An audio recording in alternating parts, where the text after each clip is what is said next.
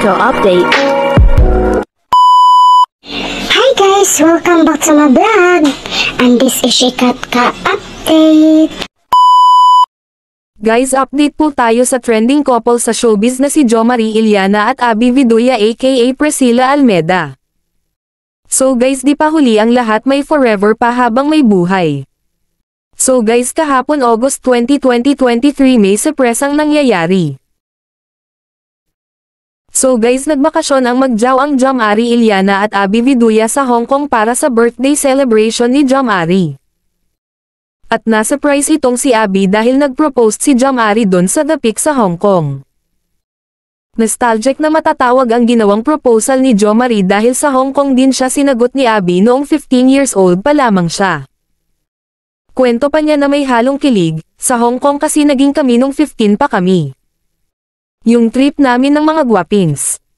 Blowout ni Mother Lily Monteverde sa amin dati. Dito ko siya sinagot sa Hong Kong. Kaya dito siya nag-propose. So guys, ito ang mensahe ni Abby Viduya sa kanyang Instagram account. He proposed and I said, yes. This was such a big surprise. I wasn't expecting this, baby. I couldn't stop crying. You make me so happy, baby. I love you for eternity. Funny thing is all our wedding plans is set, but you wanted to propose to me where our love began 30 years ago. So excited for our future as husband and wife. You are the sweetest, baby. So guys, sa kaalaman po natin na si Jo Marie Iliana ay asawa noon ng artistang si Aiko Melendez at may isang anak sila si Andre Iliana.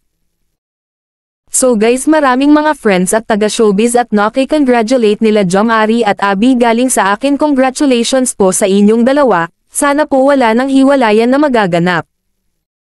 So yun lang muna ang share ko po sa inyo sa ngayon. Thank you guys for watching. Please don't forget to subscribe my YouTube channel. Shikat Ka update.